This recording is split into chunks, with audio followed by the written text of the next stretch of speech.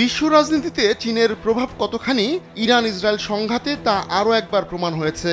আবার বিশ্বের দ্বিতীয় বৃহত্তম অর্থনীতির দেশ হওয়ায় আমেরিকার সুযোগ নেই দেশটিকে এড়িয়ে যাওয়ার। এবার আসিয়ান সম্মেলনে চীনের কদর আরও একবার বোঝালো আমেরিকা। বেইজিং ওয়াশিংটনের বাণিজ্য দ্বন্দ্ব দূর করতে মরিয়া দেশটি। এজন্য চীনের পররাষ্ট্রমন্ত্রী ওয়াং ইর সঙ্গে বৈঠকে বসতে চান তার মার্কিন সমকক্ষ মার্কো রুবিও। এবার মালয়েশিয়ায় অনুষ্ঠিত হচ্ছে আসিয়ান সম্মেলন। সেখানে জোটভুক্ত সদস্য রাষ্ট্রগুলোর পররাষ্ট্রমন্ত্রীরা জড়ো হয়েছেন। হাজির হয়েছেন মার্কিন ও চীনের পররাষ্ট্রমন্ত্রীও। এই সম্মেলনেরই এক ফাঁকে বৈঠকে বসতে পারেন ওয়াং ও রুবিও। কামন ব্রো, এসব অনেক কিছু আসবে আর যাবে, এক্সপার্ট কিন্তু থেকেই যাবে। গেল জানুয়ারিতে মার্কিন পররাষ্ট্রমন্ত্রীর দায়িত্ব নেওয়ার পর রুবিওর সঙ্গে এখনও দ্বিপাক্ষিক বৈঠক হয়নি ওয়াংয়ের। তবে দুই নেতা বৈঠকে মিলিত হলে এটাই হবে তাদের প্রথম দ্বিপাক্ষিক বৈঠক। রুবিও যুক্তরাষ্ট্রের জাতীয় নিরাপত্তা উপদেষ্টা পদেও আছেন।